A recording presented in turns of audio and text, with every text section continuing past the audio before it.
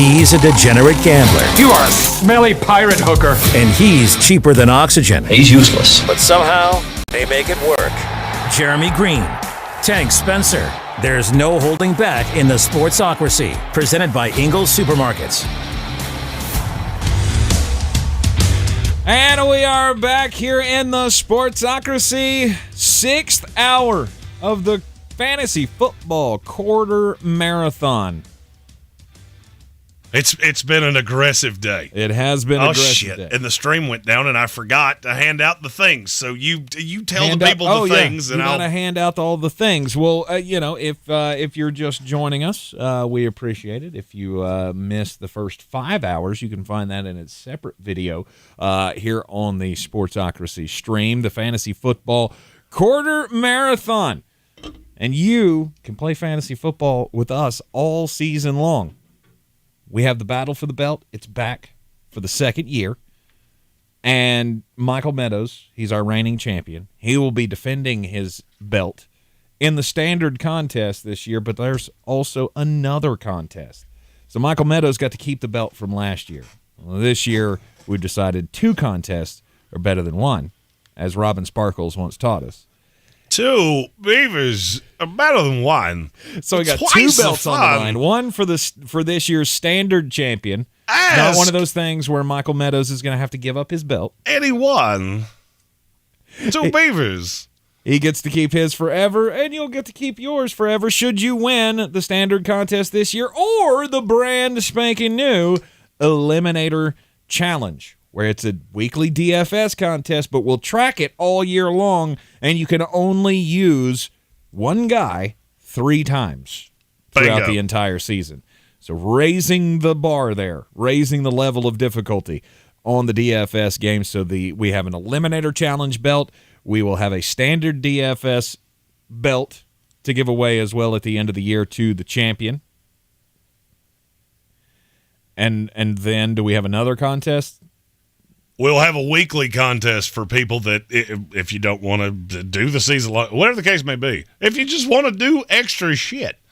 It's a game we came up with DraftKings, 8-person leagues. So if, say, Jonathan Taylor's out week 1 and Kareem Hunt signs and he's $3,000, only one of you gets him. And we'll run as many of those contests per week as we have people that sign up for them. Those are $5 entries. Yes. So, and that was just a way, if you can't afford to do $50, if you can't afford to do something, I mean, trust me, we get it. Mm-hmm. We work in radio. I mean, neither one of us has been paid. When did Obama go out of office? I think that was the last time I saw a check. You can sign up for both contests, $75 entry fee. You've got the Eliminator and the standard separate contests are $50 a piece. So obviously it makes more sense to get the value and get both contests together. The proceeds from the contest, as it was last year, going to Eblen Charities St. Nicholas Project here in the Buncombe County area, western North Carolina, where we hail from. Eblen Charities steps up in just about every possible way for the local community. Last year, the St. Nicholas Toy Store served more than 1,200 families during the holiday season and provided holiday gifts for nearly 3,000 children in our area. Also, some of the other things that they do, just to give you an example, they provided shoes and clothing for 630 local school kids last year. They prevented eviction by paying overdue mortgages and rents for 431 cash-strapped households. More than 900 children got new backpacks and school supplies at the beginning of the year with the Tools for Schools program. 181 people received gasoline to get to medical appointments and job interviews. 98 households were helped with medical expenses, and 2,800 families were helped with their electric bills. 872 households were helped with their heating bills. So they do a lot of different things to help out the needy in our area, and just giving to the St. Nicholas Project is just one of the ways that we can show our support for them. All right, it's as good as it gets. Absolutely. And like I said earlier, we take no money from this. Whatever it takes to run the contest, that goes to there, and then the rest of it goes in the donation. Absolutely. So we have. I gotta get to the frame to put it up to thank all of the peoples that have done all of the things. Oh, we're almost there. Too many buttons. There it is. A few people deserve even bigger. Eric Miller and Adam Black, or Eric Miller and Jonathan Welch, they're doubly in. They had already paid, and they paid again. They just paid again because they're awesome humans. Dogs. And Adam Black, our pastor of the show, he is also in the Battle for the Belt. And if you get in the Battle for the Belt now during a live stream in the next handful of weeks, you'll get the same thing. And eventually, when Jeremy's not a big dumbass and can figure out how to make the screen flip, it'll flip on the bottom, all of you that are in it. Awesome. I tried to do that for today, and it kept showing us when it wasn't supposed to, and then I panicked that somebody was going to see something they weren't supposed to. What that would be in the studio, I don't know. All right. Hank doing his little dance while rubbing his nips. I don't rub my nips when I do it. I mean, that's just weird. My dancing is weird enough. Correct. Is it time for an announcement? It is. So we've actually got two, so we're going to do them at the same time. That's the best sound. That's a nice sound. We have new friends, and we want them to be friends of yours as well. We've been teasing that we had new friends that had changed some of our beverage choices, and that friend is the lovely people at Monster Energy, who now have an alcoholic beverage, 0 sugar, 0 caffeine. Yeah. That is heavenly. Yeah, you just did the same thing I did the first time I had one of these. I actually haven't had this one, and I love berries. The Beast Unleashed, available at a retailer near you. I'm going to put vodka in that, and it's going to be just on. This is the Peach Perfect, of course. All of the Beast Unleashed products, 6% alcohol by volume, so you must be over 21. Correct. There's no sugar. There's no caffeine. Nothing like that. They are a new sponsor of this here program, and they will be starting a new segment every day during the fantasy season called The Beast Unleashed. Nice. And it will be my favorite DFS play of the night. We will rehash the one from the previous night, and we will have a Thursday contest that it was Beast of the Night. We haven't come up with exactly the name, but it will be a contest that we do throughout the season just for the Thursday night football game. Mm-hmm. These guys are fantastic. I mean, I look, I don't know how many of you know this about us behind the scenes. We sell all of our own advertising. So we work with who we want to. The rep for these guys is a 15-year friend of mine. We have tried to find a way over the years to overlap. He had brands that didn't – it's not that they didn't line up with the show. All his brands line up with the show. It was just not necessarily we never made the pieces match. The Beast Unleashed has made the pieces match. Amy loves that peachy keen one. Yeah. You're going to by the way, you're going to fight her because you took her last one. Oh, well, why'd you do that to me? Well, because we had to try them all. I hate being in the crosshairs of somebody that can kick my ass. Yes. Don't worry. I'm gonna stop and get another. 12-pack available at local retailers on the way home. So very good. They come in 4 different flavors. You got the Mean Green. These are all modeled after the actual, Yes, the Mean Green is like it is the standard original Monster. Yes.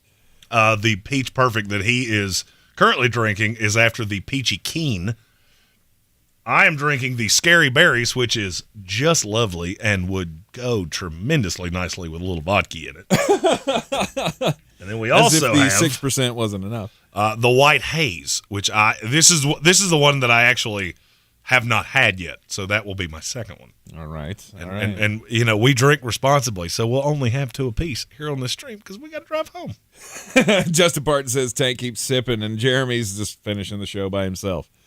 I mean, I'm not that light of, that much of a lightweight, but there's a chance. There's a chance. Oh, that's just fantastic. So good. I've never had the Peachy Keen Monster, but this Pitch Perfect Beast Unleashed is just phenomenal. Amy drinks them every day. I have this lovely Ultra Strawberry Dreams. you'll be hearing more about the Beast Unleashed, obviously, as the days continue here in the Sportsocracy. You will start hearing commercials voiced by both of us, actually, about them over many entities. Very soon. I was going to say, no matter where you are on a radio near you, you may be hearing our spots. And they're just great guys. I really believe in the distributors, and I know them all personally. So this one's real near and dear. We worked on this one for quite some time, and we're very happy to now have another partner that can be friends with you. I'll give a point to Pitwinkle on that one. He said, "Be a proud lightweight, Tank. I would save so much more money. Oh God, if I was. Oh, yeah, everybody's like, Jeremy drinks 47 beers. Yeah, not by choice. It's because he has to. It's because he's dead inside. It's like boxers. I got to cut weight. Well, now I got to do weird shit because my body's used to the things I used to do. Anyhow. Pitwinkle, that is another lovely sponsor of the show. That's Mr. DC Streams himself. If you're tired of paying for cable, that's a call you need to make. Absolutely. Because you can have everything that exists and some nefarious dirty channels too. Oh, yeah. Comes in handy. But so does Tank. Comes in handy. Fives. Good for you. All of you can fives your straight on that one because A, I'm right, and B, that was funny. It was good. So we have another announcement too. That Tank and I have not exactly figured out how this is going to go, but a lot of you have asked us to do uncensored things.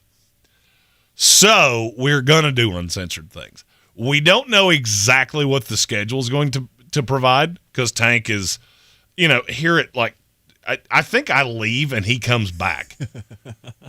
So we will be doing uncensored fantasy things through the fantasy football season. We haven't quite figured out the time and how all of those things will work. We'll have a definitive on that hopefully tomorrow. Mm-hmm. If not, it will be sometime next week. So we'll be doing we'll be doing a ton of fantasy football content. Yes. We figured out last year that's what a lot of you want from us, so that's what we're going to give you. No, it's not going to be an OnlyFans, Pennywise. Although I've considered starting my own OnlyFans. Go ahead. Oh, what, the name? Yeah. It would just be betting picks, and I'd call it No Dicks, Just Picks.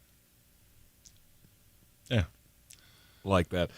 Michael Meadows, to answer your question, I do not have any news from yesterday. I had to take my wife in to have some medical tests done yesterday. We're hoping that we're going to get some good news either tomorrow or Monday. I'll let you guys know. I'll give you the thumbs up when I find out that everything's fine, because that's where our minds are at right now. Everything's fine. There's nothing to worry about, but just a preventative measure taken with her health. And I appreciate everybody who said a prayer for us, who sent me a, hey man, we're just thinking about you. I got a lot of those yesterday, and I really do appreciate it. It means a lot, because it's scary when you might have something wrong with you medically, and she's poor girl. She's already been through the ringer with a lot of things. So we're really hoping for the best, and I really do appreciate the support of the entire Sportsocracy family here. You guys are just freaking awesome, and we don't say it enough, but we appreciate everything that you do, supporting us, being here, and trying to entertain you 3 hours a day. 2 hours a day on Sundays, and just all of the frivolity that goes on along with that. We owe you guys a big debt of gratitude, and we can't say it enough. 100%. And our Sundays this year are, if you don't live here, you'll be able to enjoy Sundays with us. Let's see. Let's go to Kevin the Elder God. Says, Jeremy and Tank, how early would you say is too early to draft? Oh, I want now. Yeah, He now is says too now. early. He says he has an in-person draft league, and they'll be drafting coming up a week from today. That's starting to get better. And you've at least seen a preseason game. Yeah, he says he's scared of the preseason injuries. That's always what you should be. Yeah. That's the reason that most of these teams aren't playing guys. Right. Why would I risk it? If you're in like a yearly money redraft league, it doesn't make any sense to draft earlier than the third week of the preseason to me. I want it to be in those last 2 weeks before the season starts. But, I mean, dynasty drafts, we know. I mean, hell, I had a damn dynasty draft the week after the draft happened. Yeah, which is just drafting rookies. So it's because your team's already set at that point, right? I mean, at least that league, hell, we keep 20 every year. Yeah, we're as of right now, our tentative date, depending on the winner, for the ultimate draft fantasy weekend is that Labor Day weekend. Yep. And we do the draft that Sunday. We just take over a place. We've got a couple that have already agreed, if that's how it goes, that they're willing to do that. And then have LSU Florida State that night. I mean, hell, all of us are off on Monday anyway. Yeah, that'd be a fun. We won't be here on Monday. No, we will not be here on Monday. We might have a recorded show that Monday, though. It's entirely possible. Satisfied Browns fan says, Jeremy, he's going to need the picks for tonight and the players you want to see. Oh, let's see. And make sure the lines haven't moved. Preseason, you always got to be careful. The lines move a lot. Preseason. All right, tonight at 7 o'clock on the NFL Network, you got the Houston Texans at the New England Patriots. Feel like I'm supposed to take Houston here, but I'm going to take New England plus 3.5. I don't mind them in the money line, but I would go plus 3.5. Houston's backups are markedly better. And over 37.5. That part's much easier.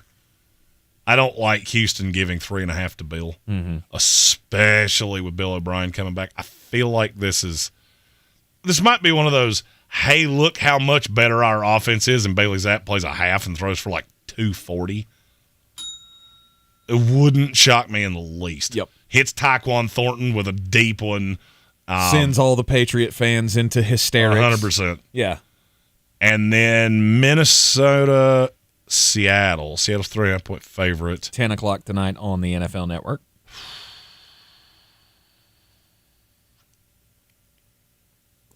There's just so little value with Seattle. I mean, I'd take Seattle minus 3.5, and I'd go over the 35 there too.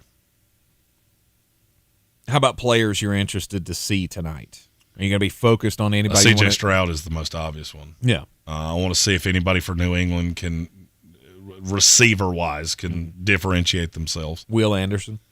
I don't think he's going to play much. If he plays at all, I would be shocked if it's more than 2 drives. Mm-hmm. If he plays, then yeah, that would be a guy I'm looking to see.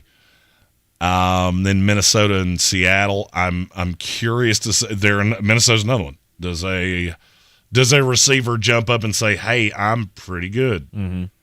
I'm interested to watch the running back battle with Minnesota. I mean, Alexander Madison is their one, but I want to see what Kenny Nwangwu and Ty Chandler can bring to the table. Can either of those guys push Alexander Madison for a bigger role in the offense? I would say that's an absolute yes, depending on how your preseason goes. I mean, as a Carolina fan, obviously rooting for Ty Chandler to do something in the pros. But Kenny Nwangwu is another one that, he feels like one of those guys that's just a sneaky stash to me because he's got a lot of talent. And then for Seattle, I just want to see the rookies. They've drafted really, really well. Mm-hmm. So I will be watching both games, probably every second of both games if I had a wager. Eric Miller in our YouTube comments said, over-under on how many Mondays the show is not running during the season with live Sundays. Jeremy will have no voice at least 3 times. That never happened. Ain't happened before. No, that has never happened now before. I may sound like Fido's ass.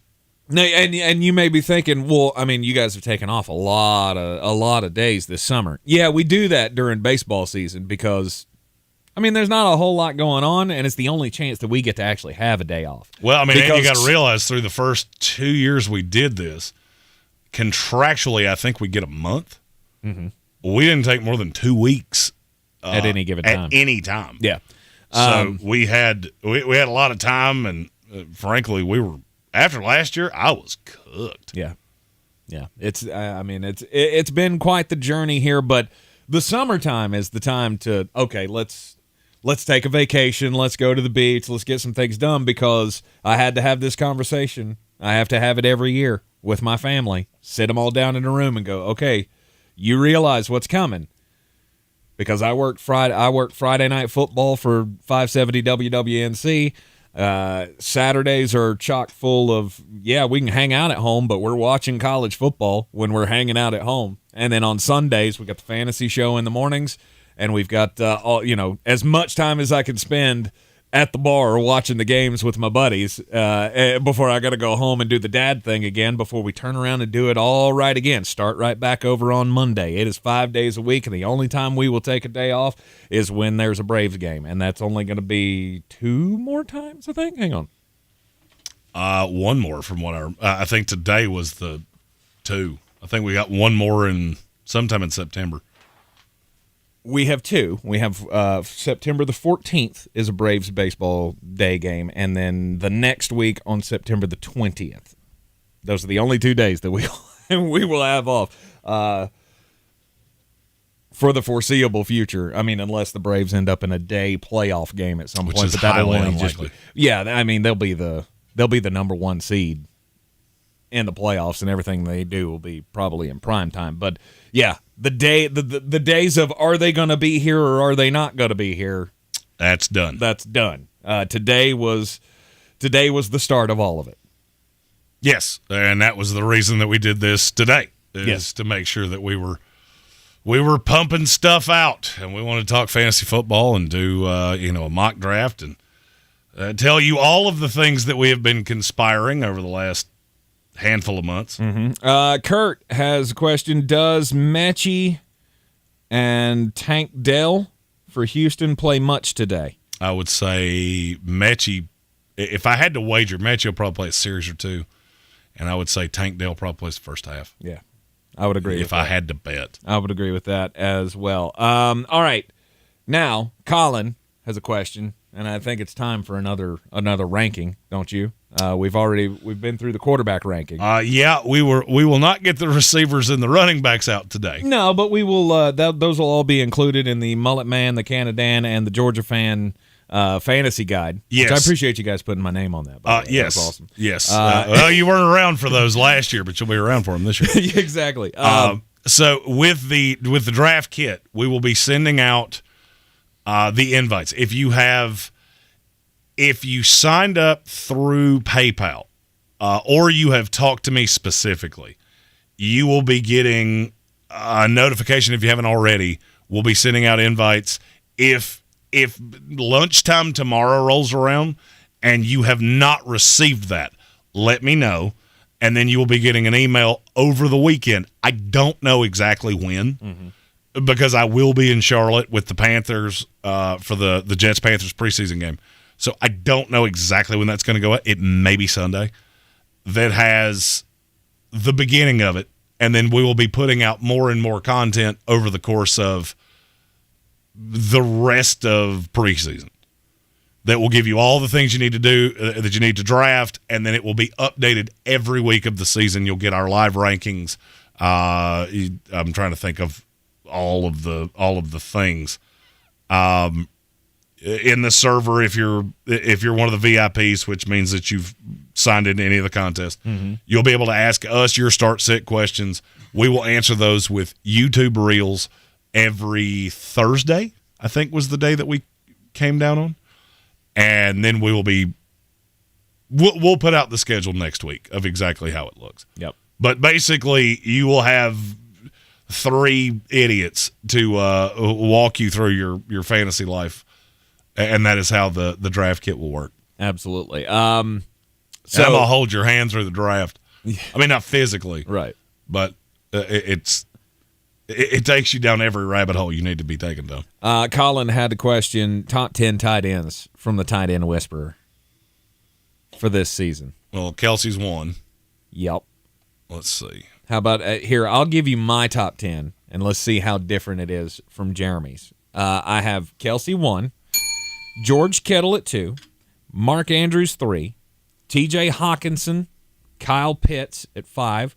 My 6 is Dallas Goedert, Darren Waller, Pat Freiermuth, Cole Kmet, and Dalton Schultz. That's my 10. Yep. You lost me at number 2. Who's your 2? Let's see. My 2 is Mark Andrews. Okay. Kittle is my 3. Darren Waller is my 4. Kyle Pitts is my 5. TJ Hawkinson is my 6. Evan Ingram is my 7. Pat Freiermuth is my 8. Dallas Goedert is my 9. And Chig Okonkwo is my 10. Ooh. I like that. And Cole Kmet's my 11, just for what it's worth. I like that. I thought about putting Chiggy higher on my list, but I haven't seen him do it yet. Well, I mean, that's how fantasy football works. I get it. It's all projection. Right. You want to be ahead of the curve on guys.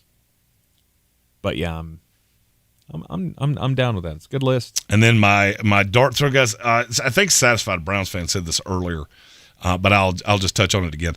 David Njoku has not been particularly good in camp, and you add in Elijah Moore and the series of young guys that are back behind Elijah Moore, with how much they already run the ball, I don't know that they can sustain 5 guys. And I'm getting to the point of Njoku is going to be drafted on the high side of what he could be, and the situation has him on the low side. I like Njoku's talent. Mm-hmm. I'm just not sure that offense can suffice. All right, Stephen Tao, I'm going to give you the opportunity to respond to this because I know you love to. He said he doesn't understand Freiermuth as a fantasy tight end. He says, maybe I'm just hating, but he doesn't get touchdowns. And we all know that's important. You want your guys to score tutties. Mm-hmm. So I'm going to explain this the same way that I explained it to Tank when he said the same thing to me. Yep. That's why I asked this question, because when he said it to me, I went, okay, I get it now. Pat Freiermuth had how many touchdowns last year? 4. 2. 2. How many did he have the year before that? 7. It's 7. Yeah, 7 doesn't seem to be much of a problem, does it? So in 2021, with those 7 touchdowns, where did Pat Freiermuth finish as a fantasy tight end in PPR? 9. He was 13, of which it is really friggin' hard for a guy that had 7 touchdowns, 6 points apiece. You had to get the catch, too, PPR. Mm-hmm. So you scored almost 50 points in that just by itself. At 13, he only scored 100 points outside of those touchdown catches. Now, last year he had 2 touchdowns. Where did he finish among tight ends? In PPR. 10. He was 7 behind Tyler Higbee, who now is on a team that sucks. Evan Ingram, who now has Calvin Ridley to deal with, in addition to Christian Kirk and Zay Jones and Travis Etienne. Mm-hmm. Mark Andrews, who now, and I don't push him down because of this, but he does have Odell Beckham Jr. and Flowers and all of the other toys they brought in. Hawkinson, who sucked out loud, minus 2 games. A third of his points came in 2 games. And then Kelsey. You're not going to touch Kelsey. No. Kittle had injury, missed a couple games with injury. So here's where my argument comes in with Freiermuth. He was used almost exclusively as a red zone target in year 1. Mm-hmm. Last year, he didn't get the catches because he had Kenny Pickett. Do you really, honest to God, think he's only going to have 2 touchdowns this year? No. All right, so I don't even have to get him to 7. Let's say we get him to 5. That would have put him right behind Evan Ingram. Mm-hmm. With what he had already done last year. I'm not that worried about Allen Robinson because I think Kenny Pickett and the ability to actually throw behind a line that's better will crank up the offense just enough. Mm-hmm. I'm not sitting here telling you Freiermuth's going to be a top 3 tight end. I think he has that talent. It's just he's coming along. It takes a while for tight ends to learn this game. Yep. Satisfied Browns fan says that's why he drafted Darnell Washington in our little mock draft that we did in the last hour of the program. said he didn't think twice about it. Red zone monster. We'll see what happens. Yeah, I also heard a report out of Pittsburgh camp that said he blocks as well as the vast majority of their offensive linemen. Of course he does. We knew that going in. Hell, I told you that. Yeah, no, it's even better than people thought. Really? Yeah, he's. I Just can't switch to offensive tackle and you'll make more money. Come on, Darnell. I want to say it was T.J. Watt that he absolutely ate up in a drill, and that's when people went, "Holy fuck, nobody's beating him." Mm-hmm. So, Darnell Washington's a talented player. Yeah, I just don't know about the whole red zone monster thing. He has 3 total touchdowns in his career. But that was at Georgia. I get with it. Brock Bowers. I get it. And a quarterback that was 4'6" with a. Do you think it's going to be exponentially better now that he's in the NFL where he's got competition? And, oh, by the way, he's probably better than any other offensive lineman. To me, that just screams he's going to be a blocking tight end. I mean, blocking tight end, but being on the field means you'll be out and route more. I like Darnell Washington. I don't know if it'll be this year. Yeah. I guess that's where I was going. You expect him to just jump in and immediately be the red zone monster. I think that's misguided, my opinion. And I love the kid as a Georgia fan. Don't get me wrong. He's an absolute beast, but he's used in way more important ways than catching the football, if that makes any sense. He is. He's going to be Kenny Pickett's favorite security blanket, and not by catching passes. All right, so there's the tight ends. Do we want to do a real quick top 10 on the others? No, we'll put those up. We'll do an actual. We'll produce it and do all of the things to put those up. Okay. All right. Look for more of our position by position rankings. I just don't want to rush through those. I mean, you can assume who our top 10s are, but I really want to dig into it. So we'll we grab asked. Who's shocked? We're the kings of grab ass time. So they're asking us in the chat to grade the teams. Oh, from the draft. Yes. Okay. And this is something that we will do starting now for anybody that is signed up for the Ultimate Fantasy Draft Weekend or the Battle for the Belts. Is you can submit a rate your team, and we'll do a 1-minute breakdown of your team deficiencies, things you did right, things you did wrong, and we will give you a move that we would make to improve your team. And we'll start pumping those out next week because I'm assuming drafts are going to. I'm going to assume your drafts are starting now. Yes. A lot of people always draft before me, and I don't have another one I don't have one for another week. Really? Yeah. Yeah. Everybody. I think you come to me and say, "Hey, we're drafting in July." I feel like most July. everybody's done at least one by now. I have not.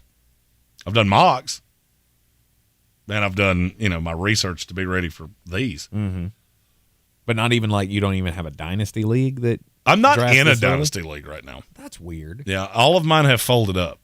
I mean, you got to think, Zach Hurst and I were in virtually every one of them together, and you can assume that by the time your teams, you got 2 teams that have 17 of the top 20 players in the league, you can assume people get pissed off and go, "Oh, I don't want to do this anymore." Right. Look, it ain't bragging if you can back it up. I know some people will have heard him say that and go, "Oh, there's just Jeremy's ego." Well, I've seen it happen. Nope. I've seen it happen. I mean, you do have an ego. We all know that. No doubt. Mine talks to me. I buckle mine up in. Go ahead. I buckle mine in the seat next to me. I put a seatbelt on it just to make sure it doesn't get hurt. That's where I was going to go with it. I think your ego has a birth certificate. No doubt. Let's see here. Best teams in the Sportsocracy Marathon Mock Draft. Well, let's just go. Let's go through them one by one. One by one. Let's go. Rob Johnson, Christian McCaffrey, Chris Olave, Joe Mixon, Isaiah Pacheco. He does have 2 other running backs on the team: Ezekiel Elliott and Leonard Fournette. I'm not real sure what value you're going to get out of Ezekiel. I think there's very little there with Leonard. As far as the wide receivers are concerned, Olave, Pittman, Juju, Curtis Samuel, that's super weak in my opinion. I'm getting it on the screen. Give me just a second. I love Olave. Y'all know how I feel about Michael Pittman. Jeremy and I disagree about him all the time.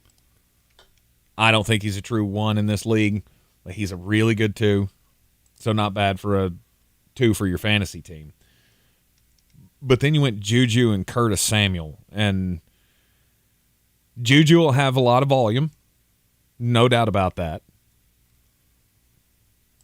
But I don't like Curtis Samuel anymore. Why? I got excited about him when he had that really good season in Carolina, and then he went to Washington and he got hurt, and then he wasn't hurt. What was that? I guess that was last year, and I really still didn't feel like he was anything special. But that team did suck. But it doesn't make me like him anymore that Sam Howell's there now. Sorry, I'm trying to stretch Does that this change? Does that change your opinion about him? Because he's got a rookie quarterback rather than having Taylor Heineken? It doesn't necessarily change my mind. I like him anyway. I know you are not as big a fan. No. Because he's one of those guys where I thought he was taking the turn to be a really valuable wide receiver in the league, and then since then I don't see it. And then his quarterbacks are Cousins, Wilson, Levis, and Darren Waller's his tight end. I promise I'm almost to the point of getting this on the screen. So I would say that's a C+ for me. I got to actually look at it, but I'm almost there. Got a lot of buttons to push over here, people. And Jeremy's trying to make everything fit in the screen, and he's a perfectionist. I am a perfectionist. Which is great in this business. I am a perfectionist. Maybe not while you're live on the air, but hey, it takes this long just to get it on the screen there, Pumpkin. Indeed. Here's the Mean Green Beast Unleashed, available at a retailer near you. Damn it! There you go. I like McCaffrey, Mixon, Pacheco. You got 2 guys that aren't even on rosters that it's a total dart throw at running back. Olave, Pittman, Juju, Samuel. It's fine. It's fine. My problem is that I like your running backs. As a matter of fact, I really like your running backs. I don't like your receivers enough for your quarterbacks to be Kirk Cousins, Russell Wilson, and Will Levis. If your receivers are going to be that bad, you should be really good at either tight end or quarterback. And I like Waller a lot, but I would be expecting like a Kittle or an Andrews or a Mahomes. It's not a bad team by any stretch. No. What grade did you give it? A C+. We have the same grade on something. I would Amazing. I would agree with that. But here's the thing: I don't know what you could have done different. What could you have done different? Like, would I have rather had one of the elite running backs rather than having Joe Mixon? I don't know that I would. Well, I mean, he drafted 1, so he took Olave, Mixon there. And I don't mind the running backs. That's fine. But what I'm saying is, would you like this team better if he had gone Jackson, Fields, or Burrow instead of Mixon at the 3rd round? I don't. Yeah, I probably would. Really? Yeah. Because then I wouldn't like the running backs as well. I mean, I agree, but you would have a significant advantage at quarterback. Mm-hmm. That's the problem. I'm going to look. Do you have a significant advantage at any position? And I think you are really good at running back, but I don't think you have a significant advantage anywhere else. All right, let's take stock of that's a high C. Let's take stock of Evan Doyle's team here. We got start with the quarterbacks. You got Anthony Richardson and Matt Stafford. That's not bad. I like that. You got a lot of upside with Richardson. And I feel like a solid backup with Stafford. Running backs go Jonathan Taylor, huge question mark. Alexander Madison. And and then Devin Singletary and Israel Abanikanda, who may never see the field. Running backs are very questionable. Yeah, I don't. I mean, now if Taylor comes back, then you're in very solid shape. And at wide receiver, I'm obviously got the best receiver in the league. Yep. I'm fine with Drake London as a 2. I'm fine with Smith and Jigba as a 3. I'm fine with Burks as a 4, and I'm fine with Mechie as a 5. Mm-hmm. I have no qualms with any of that. Nope. You have the advantage at tight end with Andrews. Yep. It's going to be volatile at quarterback,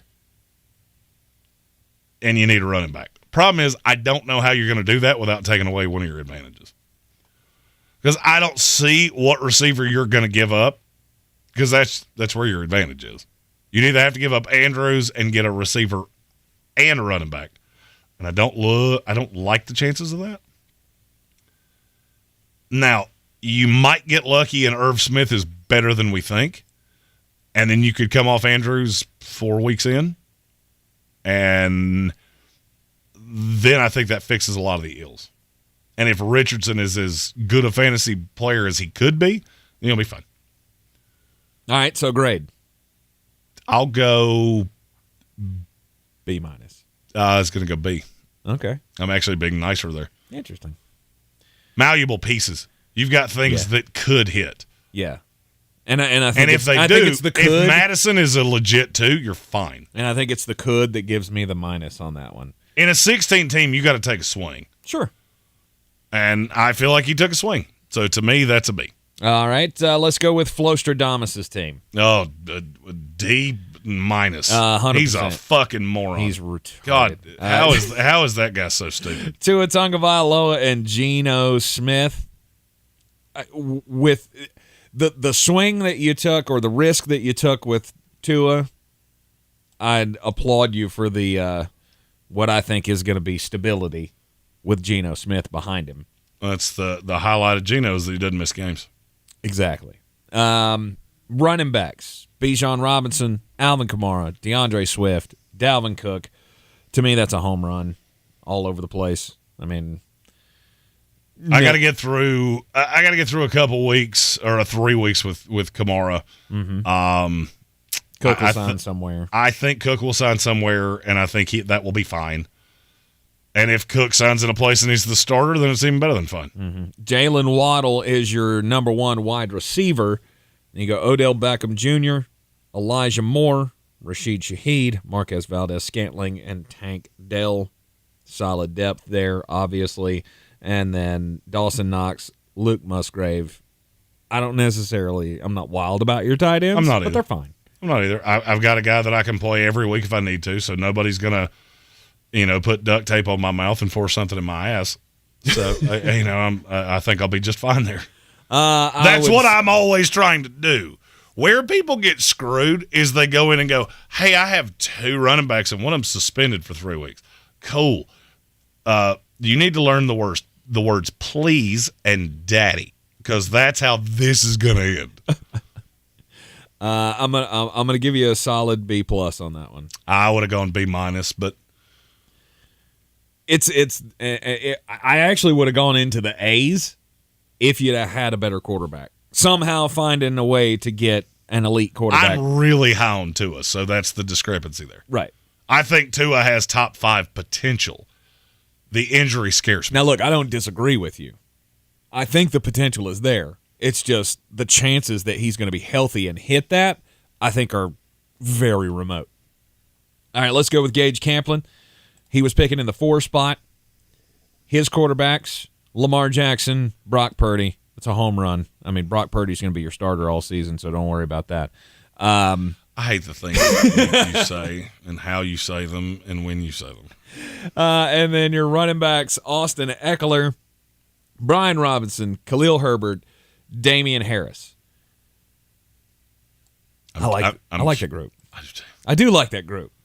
I mean, I'm not the Brian Robinson guy, but I mean, he is a good running back. Is he a legit 2 in this league? From a fantasy standpoint, is he a legit 2? Yes. There you go. Khalil Herbert could be a legit 2 as well. I think he is. Khalil Herbert's the guy that I keep finding myself drafting, And every single time I do it, I go, God, I feel good about that. Mm-hmm. Well, because you get to that point in the draft and you go, who else is left? Oh, shit, there's the starting running back for a running team. Mm-hmm. Of course. Of course you're going to like that. And then Damian Harris, I'm sure he'll get his tote, and should anything happen to James Cook, God forbid. Asheville Police Chief David Zach thinks Damian Harris is going to end up as a starter. Didn't he say the same thing about Nyheim Hines, though? No.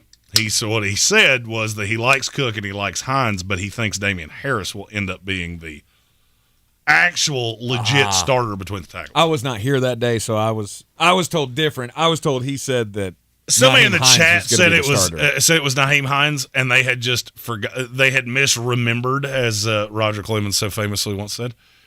They thought it was Nyheim Hines. No, it was Damian Harris. Okay, and then wide receivers go Devontae Adams. One in the league. Terry McLaurin. Also a one. Yep. Brandon Cooks. Solid two. I don't know about you mean fantasy-wise? Yeah. Okay. Yeah. Devontae Adams is a legit high-end one. McLaurin is a low-end one, high-end two. Cooks gets into solid three. Yep. Bateman and Gallup. I don't love that you have two receivers on the same team that I think is going to run more than people think, but I'm picking this. I'm picking this. This is one of the best teams in the league. Yeah, I'm still not sure. Your deficiency is that your tight ends suck. But in a 16-team league, something you guys are going to suck. Right. Hayden Hurst and Mike Gesicki, it's not anything to write home about. He did the same thing with tight ends that I did with quarterback. He took a high-end dart throw, which is Gesicki, because tight ends in that offense have been good historically. Mm-hmm. And then he took Hayden Hurst, who is going to be I would almost bet you he finishes somewhere between 15 and 20 as a tight end. And he will be consistent for 5 to 7 a week, and he will be touchdown dependent. The weeks he scores, he will be a legit tight end one. The weeks he doesn't, he won't. It's a B+. Really? It's a B+. All right, I was gonna go B, a little lower than you, just because I feel like that the tight end position could be a disaster for you.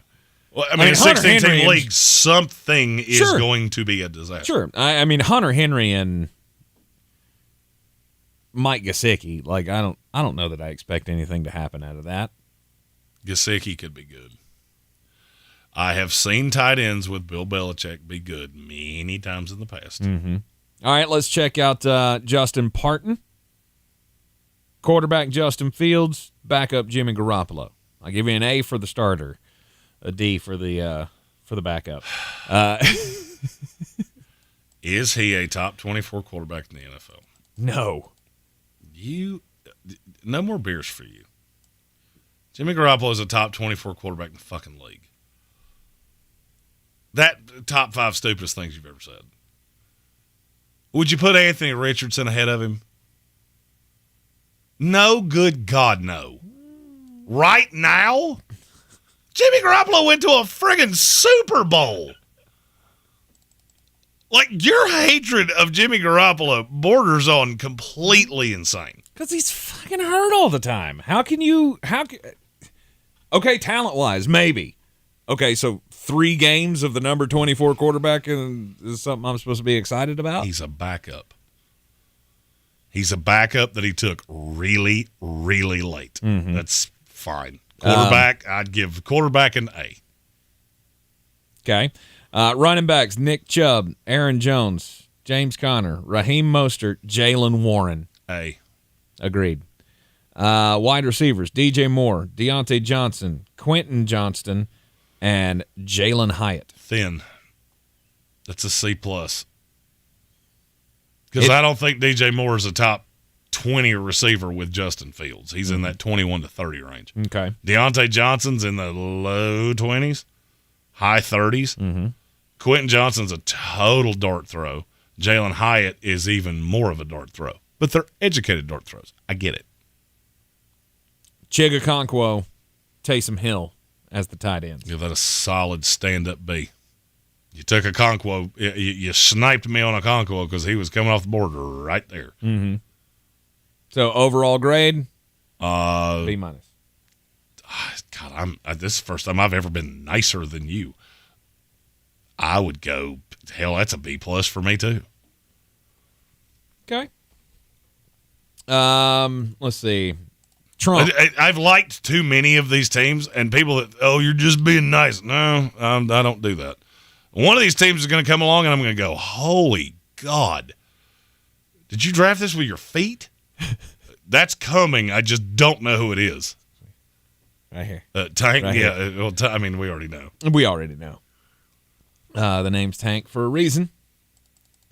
Trump. Rhymes with stank. That's right. One of the stupider things I've said in a while. Trump went Joe Burrow. Nobody else at quarterback. It's fine. You get somebody on the waiver wire. It's not a 16-team league you want. No, you might. You never know. Then, let's see. Running backs. Waited forever to take a running back, and that is just a mishmash. David Montgomery, Tank Bigsby, Kareem Hunt, Zamir White, Ty Chandler, and Michael Carter. That's sucks. Yeah. I want to go D. Oh, that's a F. That's no an doubt. F. That's an F running back core in a 16-team league. That is a bad set of running backs. Yep. Now, here's the caveat: you have a quarterback that a lot of people want. Mm-hmm. A. If he plays week 1, I'll agree. The instability of that makes this a really dicey team. Mm-hmm. Now the wide receivers. Jamar Chase is a legit one. Mm-hmm. He's the number 2 receiver in the league to me. Cooper Kupp's in the top 10. Mm-hmm. You have them both. Yep. Plus Brandon Ayuk. Here's what drives me crazy about as I'm looking at this team. I would be giving you a nicer grade if you had flipped the receivers. If you had taken Mike Evans first, then Ayuk, then Jerry Jeudy, I would be looking at this going, that's as good as it gets. Mm-hmm. I can't unsee that you took Jerry Jeudy that high. Because you got to understand, I can only see this team. I'm not looking at the full draft board, so I'm looking at this in a vacuum. Okay. So my curiosity is, how much better could your receivers have been? Because I don't buy Jerry Jeudy at all. Taking Jerry Jeudy, he passed on DJ Moore. Should have taken DJ Moore. If you'd taken DJ Moore, you'd be a letter grade higher. Terry McLaurin. Shit. Drake London. And obviously Brandon Ayuk. Those were the only... Well, you got Ayuk, so I can't hold that one against you. Right. If you had taken DJ Moore here instead of Jerry Jeudy, your letter grade would be a full letter higher. Dalton Kincaid, good luck. Roll the wheel of destiny. Exactly. There's some risk there. I'm pushing you up half a letter grade because you were smart enough not to take a defense. You get to round 7 and you haven't taken a running back yet. Don't take a fucking defense. Take a lottery ticket and pray to God you hit one. Mm-hmm. Because that defense ain't gonna save you. I will tell you that much. You're gonna need some luck. Yep. So smart strategery will push you up half a letter grade to me. And your grade is? Oh. I think that's a solid C-. I'm in the same spot. The thing is that you have the assets to make that team significantly better quick. Yeah. Went super high on the wide receiver, and that's the only thing that saved you there. Trump gave himself a D+, so he was actually harder on himself than we were. Nice. Let's go Danny Finn's fan. He waited. He has already said, I'm not going to like this team. So. No, he waited until the 11th round to get a quarterback and ended up with Kenny Pickett and does not have a backup. Ooh. So that's bad. Yeah, that's D. He waited until the 6th round to take a running back and ended up with Samaje Perine, Eli Mitchell, Jerick McKinnon, Jeff Wilson Jr., and Chuba Hubbard. So you ended up with 1, 2, 3, 4. Well, actually, all of them, 5 backup running backs. Samaje could be worth a starter role. or at least put up that kind of fantasy points with the receiving and stuff that he's going to do in Denver, and with whatever Javonte Williams' injury is going to be, or however long that's going to take. But that's bad. Here's my question. Does any one team in this league have Javonte Williams, Christian McCaffrey, some combination of Javonte Williams, Christian McCaffrey, Isaiah Pacheco, Mostert, and maybe A-Chain, and Miles Sanders? Because you could package two of those handcuffs, if that's the case, and probably get a legit starter, which you need to do. Mm-hmm. Receiver, you're real good. Yep. So you're going to have to come off one of them.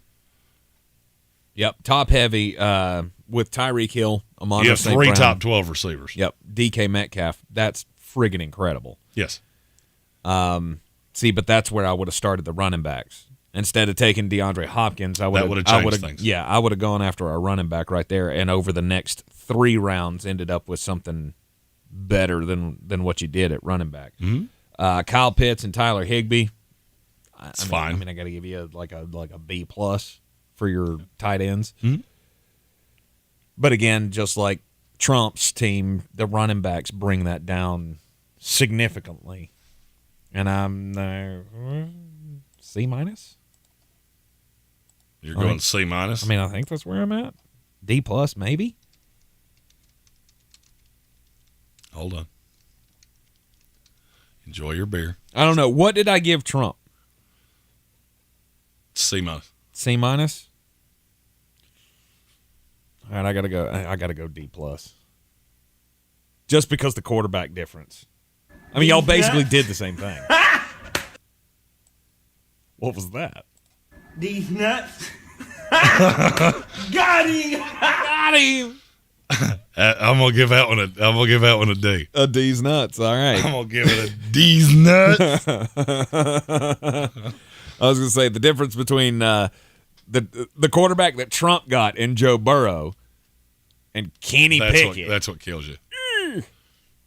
But you got assets. Yes, you do. No matter the great young man, you got assets to trade. So, all right, let's go with Kevin Vick. He was choosing in the 8th spot. His quarterbacks, Dak Prescott and Daniel Jones. I mean, I feel like that's a hell of a value. Wait a minute. 6th in the 9th rounds. Wait. Danny Finsfin said first bad draft. Fix your internet. What did our internet have to do with your draft? The draft was happening on the app, not on the screen. I'm confused by that comment. His internet was bad. Remember, he got put on auto pick at one point and because had a his hard time internet signing back in. And I thought he was telling us to fix our internet. I'm like, what the hell does our internet have to do with your draft? he said so. Yeah, because that's how he ended up with DeAndre Hopkins. My bad. In the 4th round. You got to understand, the comments are like this big on my screen because they're on the second screen. Sorry. Let's see. Kevin Vick. Dak Prescott, Daniel Jones. I think that's hell of a value. You got a lot of upside. Quarterback? 6th in the 9th rounds. Oh, yeah. I think that's great value. That's a nice combo. And then Saquon Barkley, 8th pick in the 1st round, and then it went J.K. Dobbins, Antonio Gibson, Gus Edwards. That's terrible. I mean, I love Antonio Gibson, and I love J.K. Dobbins, but there are huge question marks with both of those guys. Well, he also got the handcuff to Dobbins. Mm-hmm. But is Melvin Gordon? Is it though? Is it though? Is Justice Hill still hanging around that team? I would say running backs are a C+. Yeah, somewhere in there. Wide receivers, Garrett Wilson, Devontae Smith, killed those two. Mm-hmm. Then you got the Carolina Panthers duo of Adam Thielen and DJ Shark. It's another time that you should have flipped them and taken Shark first and Thielen, but agreed. You got them, and you got them both. So, and then Van Jefferson deep on the bench, and then the tight ends are Dallas Goedert and Michael Mayer. Those are fine. I think it's a solid draft. I do too. I'd go B. B? C+. plus. Okay. Jake, picking in the 9th slot. His quarterback is Justin Herbert. End of message, repeat the line. Which is fine. Especially in a draft like this, that's fine. And then running backs, Josh Jacobs, question mark there. That's where things start to go sideways for me. Right. James Cook, Kenny Gainwell, Pierre Strong. That's not good. Pray to God for Kenny Gainwell or James Cook to distinguish themselves. Mm-hmm. And I believe it'll happen. I don't. I believe you'll get James Cook out of the deal. I don't know that you will.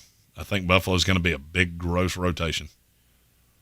Could possibly. Will be. he have games? Sure.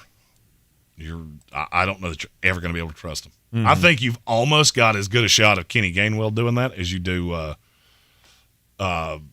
James Cook, because he's got 2 injury-prone running backs in front of him. Yep. Wide receivers, Keenan Allen, Chris Godwin, then Marquise Brown, Cortland Sutton, Rondale Moore, and Marvin Mims. Took a bunch of shots. Mm-hmm. I don't know that you have a one. No, you don't. Okay, now could be. Mike Williams is the one to me. With LA. I trust Keenan. I trust Keenan Allen more than I trust Mike Williams, but I don't know that you have a one. But here's the thing I told you is, and my grade's probably going to be a little surprising here. I told you if you have an advantage at tight end and an advantage at quarterback, you have a huge advantage in 16-team leagues. Yep. This is a B- to me. You have the best tight end in the league. You got my 3, I think, at quarterback. Mm-hmm. You have a 10-point lead minimum on damn near every team you play. Okay. Running back, pray to the football gods. Hope to Jesus. I mean, you got so many receiver lottery tickets, you can play the matchups and be fine. Yeah, and I 3 of those dudes will be top 30 receivers every single week. I can play that game every week. Okay. Because you got so damn many of them. You need to pray Jacobs shows up in camp, and you're probably going to have to hoodoo somebody on a running back. Yep. But you have an advantage. I'd go. Yeah, I'll agree. B-, just because the advantage is so great at quarterback or at tight end. You can mitigate a lot of things in a big ass league by having the advantage. You can, and the fact that he's got David Njoku backing up Travis Kelce, so God forbid if anything happened, you're still solid at tight end. Yeah, trading Njoku to some very desperate. I think that's what Gage Camplin just said in the YouTube chat. Trade Njoku to some very desperate team for a tight end. Gage.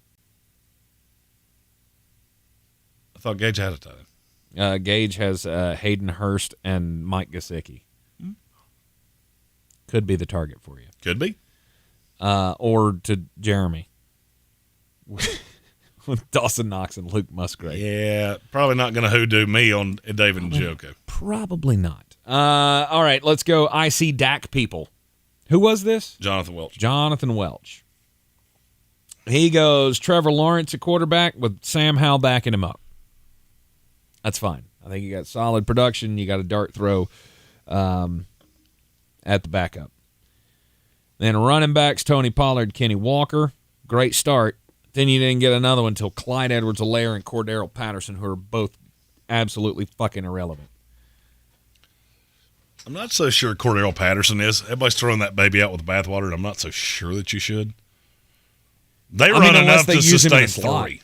Unless they're going to use him in the slot. They almost have to. Between Bijan and Cordero Patterson, you're going to have running backs in the slot a lot. Yep. So, I mean, maybe he scores enough points for you to play him in a flex spot at some point. Then he goes Jahan Dotson, George Pickens, Sky Moore, Jordan Addison, Zay Jones. I'll let you. That's $5 scratchers. That's literally. I couldn't have put it any better. I mean, I can play the matchups with it. I'm fine. Right. I'm fine. Tight end Dalton Schultz and Tyler Conklin. And I'm fine with both of those things. Okay. It's a C- for me. Yeah, I would agree. I mean, because you took care of the starters. That's the important thing. I may not like your bench at all, but your starters are solid. And Michael, I'm not going to lie. I did seriously consider these nuts. Got him.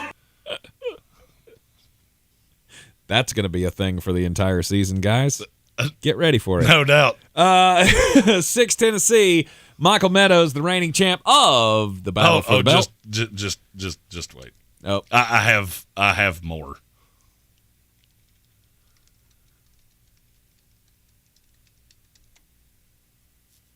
I mean, not right this second. Oh, I'm sorry. I thought you were. What was that? You'll see. Okay. 6 Tennessee, defending champ of the Battle for the Belt, Michael Meadows. He went Derek Carr in the 9th round. No other quarterback. That's going to hurt in a league this size because it's really hard to find a quarterback. I mean, look, you're going to be fine. The average team, you're only a handful of points behind with that, and you know it's going to be reasonably consistent. Then he goes Breece Hall, Ramondre Stevenson, A.J. Dillon, Tyler Algier at running back. I think that's an A. Just for the position. Because I like Breece Hall. I do too. I like Ramondre Stevenson because Bill Belichick wants to run the damn ball. A.J. Dillon, I mean, he's one slip up from Aaron Jones away from being the number one weapon in that offense. Oh, he's a lottery ticket for sure. Yeah, I mean, I'll agree. Tyler Algier, who was a 1,000-yard rusher last year, and if anything happens to Bijan Robinson, he's going to be right back in the slot as the lead running back for the the number 2 rushing offense in the NFL last year? Who, Atlanta? Yeah. Yes, they were in the top 5. Somewhere up there. Somewhere in there. All right, then your wide receivers go Calvin Ridley, Amari Cooper, killed it. Zay Flowers, love it. Alec Pierce, that's a hell of a value, in my opinion, for the 11th round. Yes. And then Josh Palmer, who could pay off. He could be this could be Josh Palmer season, baby! Thank you. And then tight ends, Pat Freiermouth and Juwan Johnson and Noah Fant. Hope is you find a real desperate tight end team that really likes Juwan Johnson or Noah Fant. Yeah, but because you're so balanced, but you have 3 tight ends. Yeah, I would have taken a lottery pick with that. I don't mind Fant. You know how I feel about Juwan Johnson. Mm-hmm. I would be trying to parlay him into somebody. How much better would you feel about this team if he had, let's say, he had gone DJ Shark there instead of Juwan Johnson? Probably significantly. Probably Kareem half a letter Hunt. grade. No, I'm not. Maybe. That one I don't know. I mean, I know teams are interested in, but it's not like he's going to be a starter where he lands. Mm-hmm. He'll be a member of a committee. So I genuinely think that, like, Kareem Hunt's becoming one of those magic beans. Mm-hmm. You're selling me how good this is going to be, but you can't really prove to me that it's going to be. So overall, not bad. There wasn't much that you could have done at that point. It's a very balanced team. Yes, and I want to go B+. I'm going to go straight B. Straight B. Yeah. All right, Patrick Holt, Dr. Genesis, picking out of the 12 slot in the Sportsocracy Marathon mock draft. He went with Aaron Rodgers in the 4th round, pick number 5. Then Bryce Young backing him up. I love it. Safe with a high upside. I don't know how much I love the upside, but you like Aaron Rodgers way better than I do. I do. Running backs, Travis Etienne, Miles Sanders, Zach Charbonnet, and Kendre Miller. So thin at running back. Yes. It's very thin. See, to me, you have 2 2s and 2 4s. and that is dangerous at running back. Mm-hmm. Now, if anything happened to Kenny Walker, you'd have 3 twos. Wide receivers go Stephon Diggs, Christian Watson, Alan Lazard, Darnell Mooney, KJ Osborne. I'd say the receivers are a solid B. I would agree. And then tight ends go Evan Ingram, Gerald Everett. It's also a solid B. So B overall. B minus because of the running back? For me, it's a C plus. Ooh. I don't knock you as much for the running backs because, well, I'm crazy about Miles Sanders this year. Yeah, I mean, and look, I like them both, but you got nothing back behind them. Yep. Stephen Tao picking at number 13. Patrick Mahomes, number 1, A+. Yes. And you got C.J. Stroud behind him. I don't. You'll never use him except for the bye week, maybe, and hopefully he's got a good matchup. I haven't checked that. I haven't looked at the sheet. So right. Who do the Houston Texans play in Week 10? Who knows? Running backs are not good. I mean, you got Jahmyr Gibbs. Good for you. That doesn't suck. But then Devin A-Chain and Chase Brown are your only 2 backups. Just went, fuck them running backs. That does appear to be the tact you took there, and it's pretty simple. Number one wide receiver is Kadarius Toney, which, I mean, you drafted him that way anyway, taking him in the 4th round. He's not your number 1 receiver, though. No, Tyler Lockett is your 1. Well, you're hoping that Michael Thomas is your 1, but that's a risky proposition. So I feel like more than likely you're going to end up with Tyler Lockett as your 1. But then you got some sneaky, interesting picks after that. Nico Collins, Rashee Rice, Romeo Doubs. That's a solid group of wide receivers. Oh, 100% it is. And then tight end, you went, got an advantage with Kittle. With George Kittle. I'm going to say the same thing about Isaiah Stephen Tao. Likely. I'm going to say the exact same thing about Stephen Tao that I said about one of them earlier. You have an advantage at tight end and quarterback. That's worth a solid letter grade.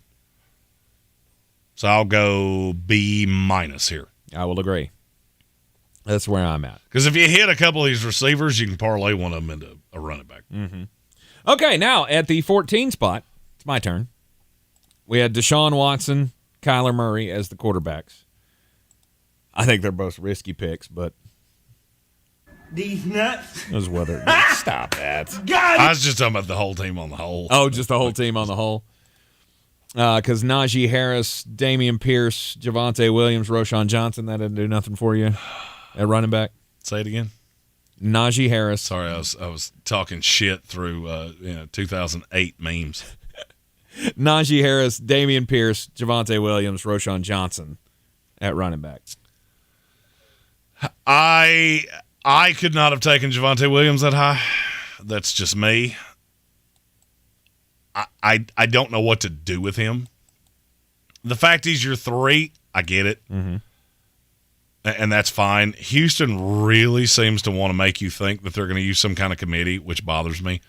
And D'Amico Ryans came from San Francisco, where they do that notoriously. Yep. But I love the talent. And I love the talent on all 3 of them, to be honest with you. Mm-hmm. So I got no problem with the running back. Wide receivers went CeeDee Lamb, Mike Williams, Jameson Williams, and then Wan'Dale Robinson and Justin Ross as the late rounders. Ham sandwich. Great, a very good one. A very unstable 2 and a suspended 3. Mm-hmm. And then tight ends. I also don't. I mean, I don't love Jameson Williams the way you do. Right. And then Cole Kmet and Greg Dulcich as my tight end. That's a high level B. Yeah. I'll give you let's say B minus. I'm good with that. Satisfied Browns fan. He's next up at number 15 overall. When AJ, or let's start with the quarterbacks because that's what I've done for all of these. Josh Allen and Jared Goff. Yeah, it's solid. That's great. Yeah, I give it an A. I would too. Running backs go Jamal Williams, Deontay Foreman, Deuce Vaughn. That's hit your button. Oh, no, where is it? Where did my button go? Oh, no. I got it. Have no fear.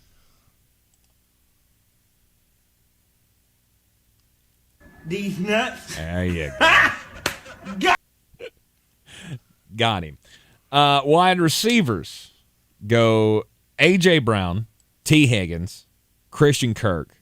Fucking phenomenal. Yeah, that's pretty. That's quite solid. That's an A+. And I don't hate your depth either. Gabe Davis, Josh Downs, Allen Robinson. That's an A for me. A receivers? In wide receivers. Oh, yeah. And then tight ends, Sam Laporta and Darnell Washington. You took 2 rookies, which Jeremy says never trust rookie tight ends. I think you can trust Sam Laporta more than pretty much any rookie tight end that we've seen not named Kyle Pitts in the last 5 or 6 years. You need a couple breaks. But you do. That's the thing. You get a couple injury breaks, get a little clarity in that Chicago backfield. But you are probably going to have to trade one of those really high-end receivers, Gabriel Davis, before the season starts.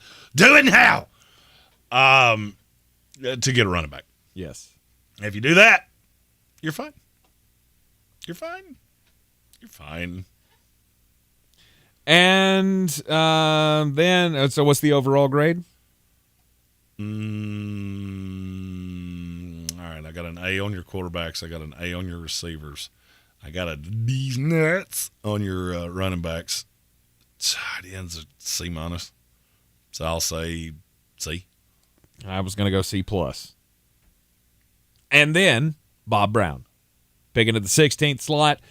He took Jalen Hurts and Jordan Love as quarterbacks. It's fine. It's an A. Mm-hmm. It's fine. Running backs, Derrick Henry, Rashad White, Cam Akers, Rashad Penny, Tajay Spears. I like the fact that you got the handcuffed for Derrick Henry. I love how many people think we're drunk after 2 beers. Tank might be. If you think I'm drunk after 2 beers, do me a favor. You meet me at any bar in America, and you'll very quickly realize, nah, not so much. I like that you got the handcuff to Henry. Again, you got the starter in Tampa. They can't run. You got Cam Akers, who may not be able to stay healthy. And Rashad Penny, same as above. But what if it does? But if it does. If DeAndre Swift goes down and Penny's healthy, you're good. If the Rams are better than we think, you're good. Mm-hmm. Rashad White has a lot of hype. So you're fine. You're fine. You're fine. Overall grade? Oh, T.J. Hawkinson and... you know how I feel about T.J. Hawkinson. Yeah, T.J. Hawkinson and Trey McBride as your tight ends. Trey McBride saved you on that one because he's a high upside flyer. Why do you hate T.J. Hawkinson so much? It's not that I hate him. I hate how people put him in the same category as like Andrews and all these other guys. It just pisses me off. Yeah, he's the 4. Shit. He's not the 4. Darren Waller and Kyle Pitts would like to see you in the parking lot. They have a baseball bat in their hand. Mm-hmm. Hands. Wide receivers, Deebo Samuel is your 1. Jonathan Mingo, Jacoby Myers, Tyler Boyd. Here's where we have the problem is I love Mingo and you know it, but it's going to take a minute. And then you're stuck with Myers and Boyd, who to me are low upside 3s. It's safe. Oh, look, this is as safe of a team as you'll ever see, which to me is C+, C, C-, somewhere in there. Mm-hmm. You have the advantage at quarterback. You have the advantage at tight end. So it's B-, C+. I was going to go with a C, maybe just a C. So it's not bad. Not bad at all. So can you remember any of those grades? Who did we come up with the highest grade for? I think Gage. I should have been writing them down. We should have, but we didn't. I can go back to this part and notate the grades. I'll listen to this while I'm working in the morning. All right. Once again, we appreciate everybody for hanging in with us here for the now almost 6.5 hour fantasy football quarter marathon. There's a lot. There's a lot of fantasy football. There's a lot of tomfoolery and shenanigans. Yep. Yeah, Michael Meadows was definitely in the top 3. Oh, no doubt. Of the rankings here. I'm trying to think who else. I think we had a very high grade on Trump. I mean, no, we didn't because of the running backs. Anyway, we'll go back and we'll take stock of it down the road here. But yes, Michael, you at least ended up in the top of the draft winners here. Anyway, we appreciate everybody for hanging out with us here over the fantasy football marathon. We will, of course, be playing fantasy football with you guys every week of the NFL season. Get in on the battle for the belt if you have not already. 2 different contests. You can get into both contests for $75. Each contest, the standard and the eliminator, $50 buy-ins, and all of the proceeds from this will go to Eblen Charities St. Nicholas Project. 2 belts on the line this year. We've got the extra week-by-week DFS draft contest that we're going to be doing as well. Those will be $5 to Eblen Charities buy-ins weekly. If you're already in the contest or you got into the contest today, you'll get the first week of that weekly draft contest free, and then it'll be $5 a week after that. What else am I forgetting? Ultimate Fantasy Draft Contest. Mm-hmm. We'll be drawing for that on Tuesday. Yep, Tuesday. 5 days away. Get your tickets while you can to get on that. We'll give you the red carpet treatment for you and your league. We'll stream it online. We'll have commentary, live commentary from Flo Stradamus and the guys from the Dude Takes podcast. Plus, I'm pretty sure there will be a lot of the local the members of the House of Reprehensibles there for the draft as well. It's going to be a whole lot of fun. The whole season's going to be fun. We'll be posting up once again every Sunday at the Village Porch, 51 North Merriman Avenue. 51? Oh, yes. 51 or 41? 51. 51. All right, 51 North Merriman Avenue. The Village Porch is the football home of the Sportsocracy. And you got till midnight tonight to sign up for Battle of the Belts if you want that first week free of your we haven't figured out what to call that thing yet. The DFS draft debauchery. Hey, he went alliteration. Damn See, it. I'm rubbing off on you and Dicks. I don't like you saying that word after I say things like I'm rubbing off on you. Let's not do that. Kevin the Elder God asked if a House of Reprehensibles Dynasty League is possible. If we could find a way to tie that in charity, I'm totally that's gonna be my answer to anything. I am pretty out of pocket for the next couple of days, but if there's, let me put it this way. If there's 12 of you that go, hey, I wouldn't get into the charity contest, but if you'll do a dynasty draft and put me in it, okay, done. We're whores for charity. I can say whores here. I'd say sluts on the radio. But here, I can say the word whores, which is a lot of fun to say. Whores. Steven Tao says Tattoo League. Also, same thing. No. I'm in.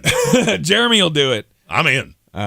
We find a way to do this. Now, we'll tell you, you want to get in Tattoo League with me, just know I'm an arsehole. Yeah. And I was a comedian for a real long time. I can't do a Tattoo League because I'm already committed to a contest where I may have to get a tattoo at the end of the season.